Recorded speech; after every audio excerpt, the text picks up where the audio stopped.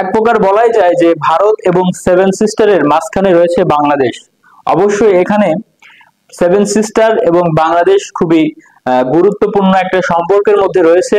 Seven sister Manipur আস্তে আস্তে কিন্তু একসময় আবার বাংলাদেশের সাথে মিলে যাবে এবং বাংলাদেশের যে আসল মানচিত্র সেটা কিন্তু একসময় বাংলাদেশ ফিরে পাবে। বাংলাদেশের পূর্ব যে মানচিত্রটা ছিল, বাংলাদেশের যে জায়গাটা ছিল, বাংলাদেশ কিন্তু সেটা আবারও ফিরে পাবে এবং সেভেন সিস্টার মণিপুর আবার কিন্তু বাংলার সাথে এক হয়ে যাবে।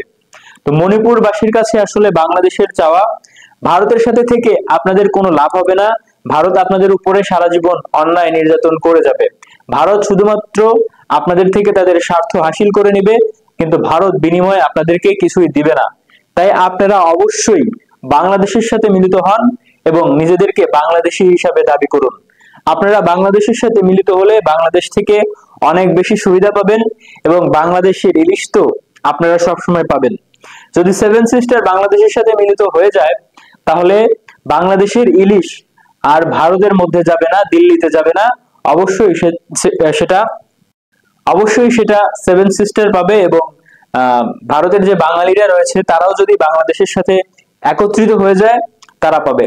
তো ভারতের বাঙালি, সেভেন সিস্টার এবং বাংলাদেশ মিলে কিন্তু আমরা অনেক সুন্দর একটা দেশ গঠন করতে পারি, অনেক সুন্দর একটা মানচিত্র, জাতীয় ঐক্য সবকিছু নিয়ে আমরা সুন্দরভাবে বসবাস করতে পারি।